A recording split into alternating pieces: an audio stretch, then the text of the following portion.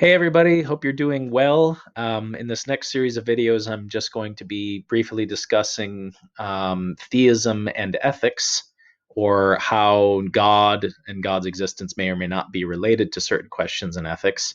Now, if you haven't already watched the video I posted on YouTube on theism and the divine attributes, I would highly encourage you to watch that video first. It briefly goes over just basic terminology related to God and God's nature.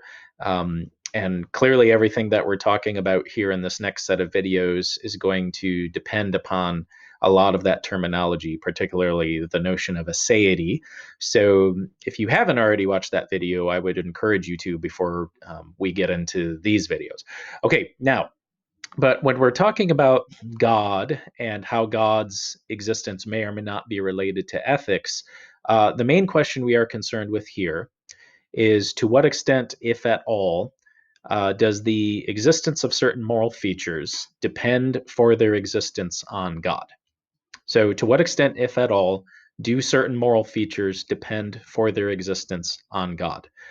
Now, a lot of times this sort of conversation is um, predominantly a matter of talking about how religion may or may not be related to ethics. But I want to caution all of you to not think about it in those terms. And there's a very good reason why. You can believe in God, and you can believe that the presence of certain moral features is dependent on God's existence and still be non religious. So you can believe in God for philosophical reasons and not believe any of the specific theological tenets of any one of the major world religions. You can believe in God for philosophical reasons and not be a religious practitioner yourself. So the question of God's existence is largely separate from the question of whether any religious perspective of reality is true. Now, it certainly is the case that culturally and sociologically and anthropologically, being a religious individual may give you some kind of sense of morality. There are clearly specific moral codes for specific major world religions, but at the end of the day, and I'm not going to give an argument for this, but at the end of the day, I think it's true that having a consistent morality or having a moral code is not really a major aspect of religion. I don't think that moral codes, just having a moral code, or even having a moral code that is more likely to be true than not, depends upon or adopting rather, adopting a religious perspective of reality. I don't think religion is primarily of the business of providing us with consistent moral codes. Even if a religion does have a specific moral code, I think morality is much too complex to say that any one major world religion sort of has a complete or even consistent understanding of morality. So I think we can discuss morality on purely secular grounds without all of the religious entanglements.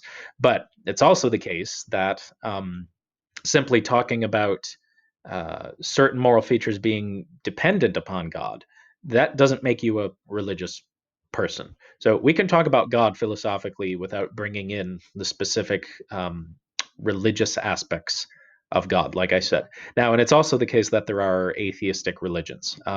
So if theism is the position that the religious ultimate is transcendent and personal and has the kinds of features that I talked about in the previous video, clearly there are religions who say, no, there is no such being as that. And if specifically by atheism we mean the denial of the existence of this kind of being, if atheism is the position that there is no God, to the extent that there are religions that say there is no God, there is no kind of being that traditional Muslims, Christians, and Jews affirm the existence of, then on that definition, those religions would be atheistic in terms of the fact that they deny the existence of God. So just try to keep those two things separate. This is not a discussion about religion. We're not talking about religion here.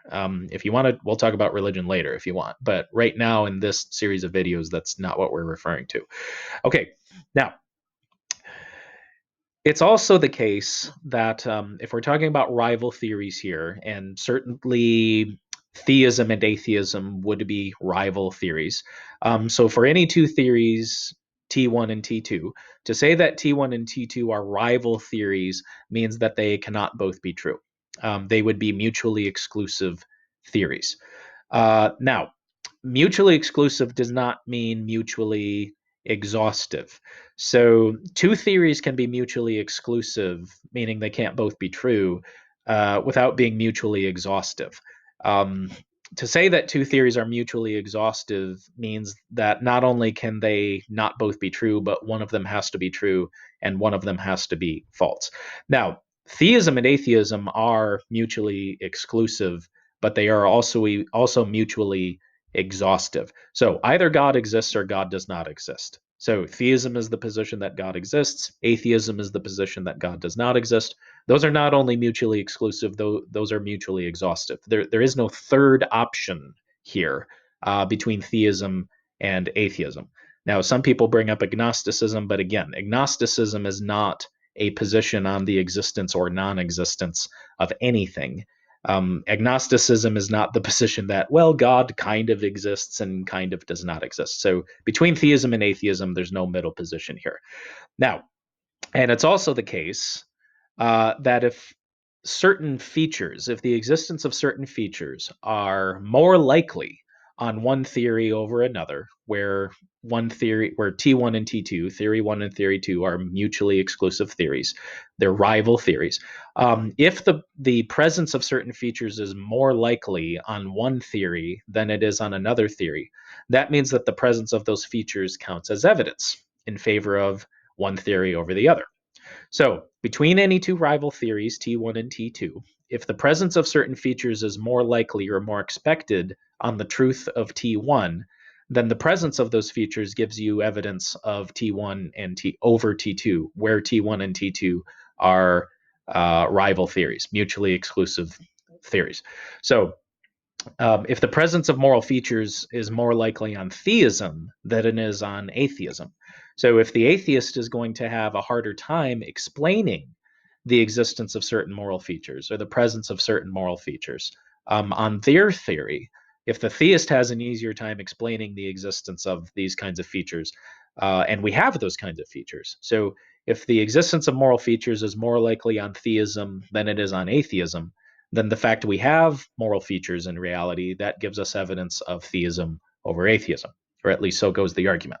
Okay, now, but what kinds of moral features are we talking about here? Well, it could be any number of things. So we could say that the existence of moral facts themselves depend upon God. All right. So if by facts we just mean existing or actual states of affairs, for there to be moral facts, that just means that there are moral states of affairs.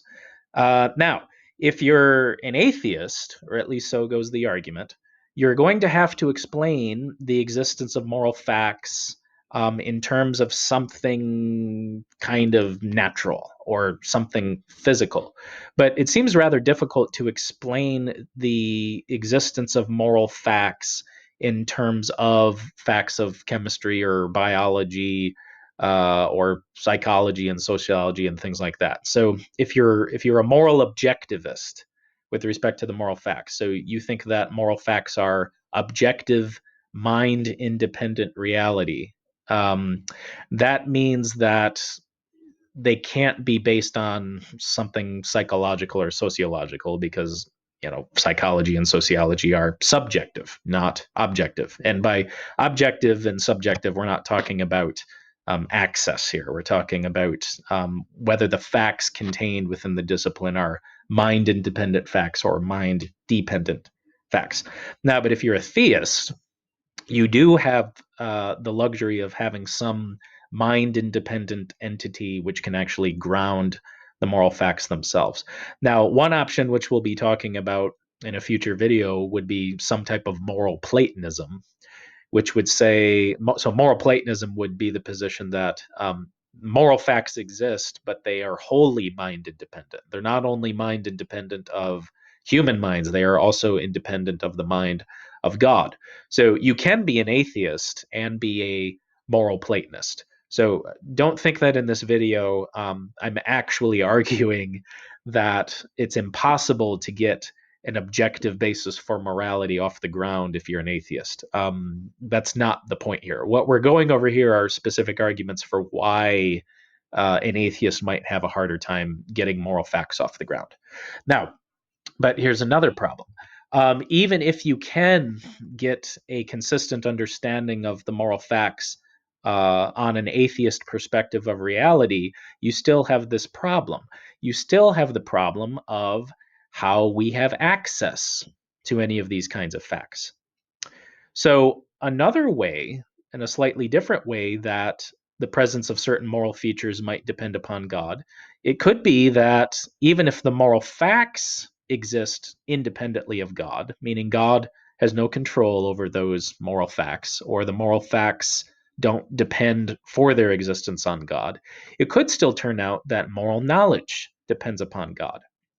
So if there are objective moral states of affairs, and they're just as real as you and I are, and they're not physical and they're not natural and those kinds of things. So even if you're a moral Platonist, you can still ask the question, all right, well, if there are these kinds of free floating moral facts that aren't grounded in God's nature, but they're also not grounded in biology or physics or sociology or psychology or anything like that, how exactly do we have knowledge of them? So this is the kind of question that, remember, David Hume is going to kind of discuss, and other philosophers that we talked about, like J.L. Mackie and others. So if there are objective moral facts, how exactly would we have any knowledge of them? It doesn't seem that they're grounded in reason. It doesn't seem that they're grounded in experience. Well, a theist can say, well, yeah, by our own power, we don't have any kind of access to these kinds of things. We don't have access to the moral facts. So these moral facts then need to be revealed to us. So if the moral facts sort of transcend nature, if they're non-spatial and non-temporal and non-physical, in order for us to have knowledge of them, one argument is that it requires a transcendent being to reveal this knowledge to us. And since God would be a transcendent being, God is the right kind of being that could reveal, as Kant says, the moral law to us, or God could enable us to be able to have knowledge of these kinds of things, since these things are not necessarily derived by reason, and they're also not necessarily derived by experience. Um, and it certainly is the case that since God is omniscient, since God is a being of perfect knowledge, God would be a reliable source of information about what is right and what is wrong. So if God is all knowing and God has perfect knowledge of what is right and what is wrong, then if God tells you this is right and this is wrong, or this is good and this is evil, you do have a reliable source of knowledge here for what is right and what is wrong. Now, it could also be the case that things like value, beauty, purpose, or meaning depend for their existence upon God. So if things have intrinsic value and things are beautiful and things have purpose or meaning, where exactly do those facts of value and where exactly do those facts of beauty and things like that come from? Again, if you're an atheist, or more specifically, if you're a naturalist, you're going to have to explain either value, beauty, and purpose and meaning are just facts about nature or physical facts, or you would have to say that they're kind of subjective facts that we just, so value and beauty and purpose and meaning is not intrinsic to reality. It's a psychological construction or a social construction, this sort of beauty in the eye of the beholder idea. Now, but if you think that things like value and beauty are objective and intrinsic, you don't have the luxury of appealing to the sciences here to ground those facts of beauty, purpose, meaning, or value.